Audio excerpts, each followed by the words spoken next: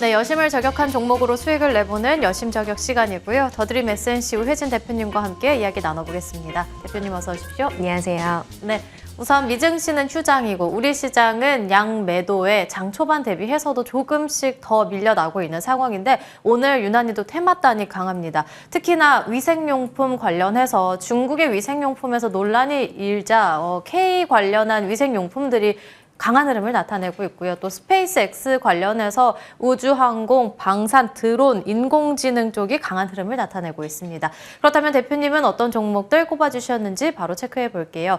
먼저 첫 번째 종목으로는 LK삼양 볼 수 있겠습니다. 이 종목이 바로 스페이스X에 탑재될 K렌즈 관련해서 오늘 장중 20% 넘게 급등하기도 했고 현재도 두 자릿대 급등세인데 이 급등 흐름이 단기에 그치게 될까요?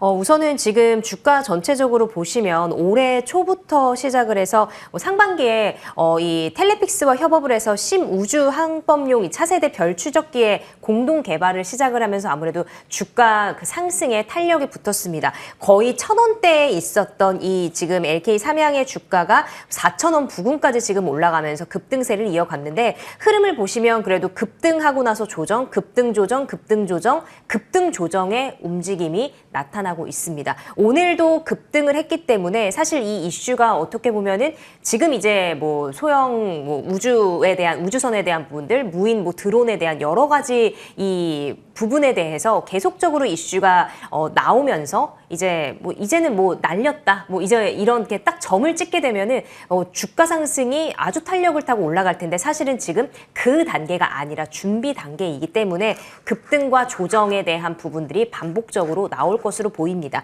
그래서 지금 어떻게 보면 이 종목 같은 경우는 급등하고 나서 지금 조정을 받고 나서 정말 그 딱 반등 구간에서 다시 한번 급등해주는 흐름들이 보여지고 있습니다. 그래서 오늘 제가 LK삼양 급등한 이후에 가지고 나왔지만 이 종목 같은 경우도 다시 한번 급등 이후에 조정이 나올 가능성이 크기 때문에 단기적 전략으로 좀 접근하셔라, 접근이 유효하겠다라는 의미로 오늘 좀 들고 나왔습니다. 아무래도 이 소형 인공위성 비전 검출기에 사용하는 렌즈를 개발해서 또 납품을 하면서 이번에 인공위성용 광학 모듈 시장에 진출에 조금 발판을 이제 만들었다. 이제 앞으로 진출에 있으면 이제 더욱더 쭉쭉 치고 올라가겠다라는 기대감에 오늘도 좀 급등 흐름 보이고 있는데요. 아무래도 최근에 인공위성이나 이제 우주선 여러 가지 무인 드론 이슈까지 이제 미국발에서 나오는 그런 노이즈가 굉장히 크겠죠. 그런 부분들이 아무래도 카메라 이 렌즈에 대해서 정말 필요성이 강조되는 부분으로 나와 있기 때문에 더욱더 주목을 받을 수밖에 없는 상황입니다. 자, 그래서 탄력 있는 종목이기 때문에 오늘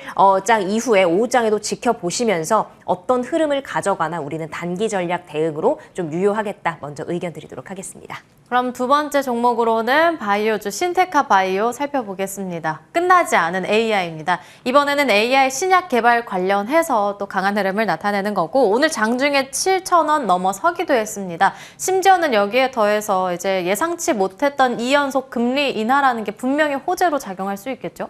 네, 금리 인하 하면은 또 가장 먼저 떠오른 수혜 섹터가 바이오일 겁니다. 바이오인데 사실은 깜짝 금리 인하에도 불구하고 오늘 시장에서 급등하고 나서 다시 한번 그 상승분을 반납하는 모습을 볼 수 있었는데 우리가 이 코로나 이 팬데믹 시기 이후에 더욱더 강조가 됐던 더욱더 주목을 받던 분야 중에 하나가 바로 의료 분야입니다. 그런데 이제 앞으로 이 시대가 발전을 하면서 또 다양하게 또 산업이 발전을 하면서 이제 AI라는 키워드가 거기에도 적용이 되게 됐는데 AI 신약 개발에 대한 부분들 이제 급상승하고 있는 모습을 좀 볼 수 있습니다. 그래서 AI 이제 신약 개발을 하게 되면 신약 개발을 할 때 정말 많은 데이터가 필요로 한데 사실 그거를 이전에는 우리가 아날로그였을 때는 다 하나하나 수집을 하지만 이제 AI에 대한 그 디지털화로 전환이 되면서 이제 인공지능에 대한 부분들이 이제 접목이 되면서 그 빅데이터의 어마어마한 양을 우리가 정말 일사천리로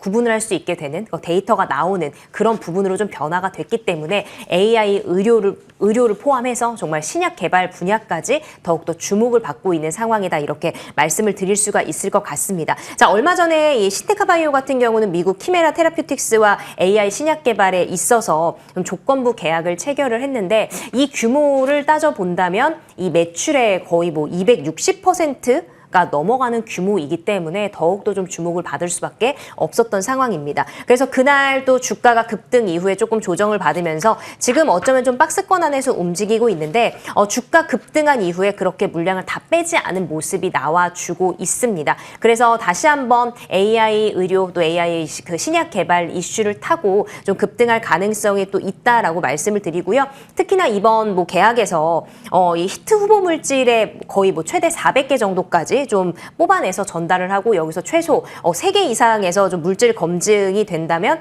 마일스톤을 수령을 한다라는 이슈가 더욱더 이제 그럼 또 이제 수익에 대한 부분으로 잡히기 때문에 이 부분도 여러분들도 관심 있게 보시면 좋을 것 같습니다. 아무래도 AI 빅데이터에 대한 부분들까지도 주목을 받으면서 이 종목도 사실은 신테카바이오도 그동안 너무 주가가 많이 흘러내렸기 때문에 사실 그 투자 심리에 크게 영향을 미치지는 못한 모습을 볼 수가 있는데 그래도 이제 우리가 지금은 좀 단기 대응이 유효하다라는 그런 전체적인 전략과 함께 이 종목도 좀 관심 종목에 담아 놓으시면서 신테카바이오도 단기 대응 전략으로 매매해 나가시면 좋을 것 같습니다. 단기주로 봤을 때 신테카 바이오 괜찮다라고 언급을 해주셨고요. 세 번째 종목으로 넘어가 본다면 게임주로 해서는 넷마블 볼 수 있겠습니다. 올해 마지막 신작이 되겠죠. 킹 아서 출시에 대한 기대감에 앞으로 영업이익이 증가할 거란 기대감까지 있습니다. 그렇다면 주가 바닥권에서 좀 올라갈 수 있을까요? 네, 게임주 아무래도 너무나 바닥을 치고 지금 올라가고 있는데 특히나 오늘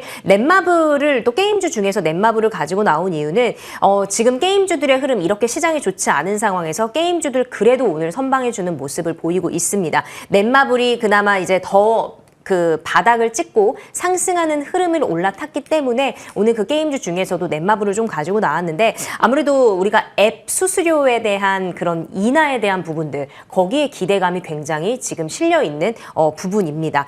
이제 아마 앱 수수료가 인하가 된다면 인앱 수수료가 인하가 된다면 그 부분에 수수료의 인하에 대한 부분을 절감을 할 수 있는 부분들 넷마블 같은 경우는 뭐 거의 지금 유럽 쪽의 지역처럼 뭐 한 17% 이 정도 낮아진다면 거의 뭐 지불해야 되는 수수료가 4천억은 줄어들 거라는 분석이 나오면서 이게 그럼 또 다시 한번 지출에 대한 비용으로 잡히는 것이 아니라 그 반대 비용으로 잡히기 때문에 이 앱 인하에 대한 그 수수료 인하에 대한 부분이 지금 좀 호재성으로 좀 우리가 꼽아볼 수 있다라고 말씀을 드리도록 하겠습니다. 그리고 이제 올해 조금 게임주 전체적으로 부진했었는데 내년에 이제 신작에 대한 기대감까지 있죠.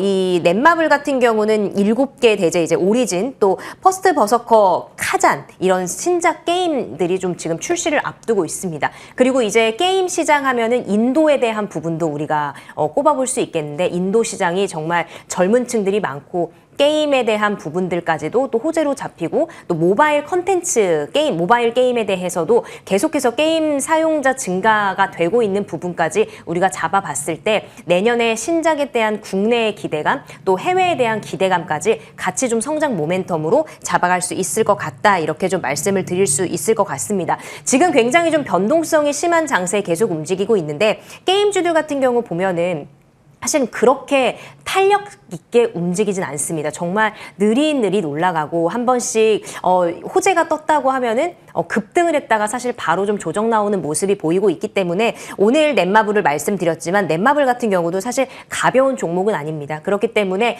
넷마블에 대한 걸 게임주의 전체적인 이슈를 좀 받아들이고 우리가 단기적으로 좀 순환매 장세 안에서 단기 대응이 또 유효하겠다 이렇게 말씀드릴 수 있을 것 같습니다. 넷마블 역시나 지금 시장 속에서 계속해서 단기 대응해 나가는 게 좋겠다 언급해 주셨는데 이 세 종목 가운데서 오늘 오후장에 반경 나올 수 있는 공략주 있을까요? 네, 오늘 전체적으로 공통점이 단기 전략이다 말씀을 드렸고요. 그중에서 그래도 가장 탄력성 있는 LK 삼양 좀 가지고 나왔습니다. 아무래도 이제 앞에서 말씀드렸던 부분들 이제는 뭐 향후에 이 적외선 영역의 렌즈 개발까지 좀 확대할 예정이기 때문에 더욱더 좀 기대가 되는 부분, 더욱더 탄력 있게 움직일 거다라고 좀 의견을 드리면서 우선 매수가는 3,400원 이내로 좀 잡아드렸고요. 목표가 우선 1차적으로 3,700원, 손절가 3,100원의 의견까지 드려보도록 하겠습니다. 오늘 공략주로는 LK 삼양이고요. 목표주가 3,700원, 손절 라인은 3,100원으로 기억해 보겠습니다.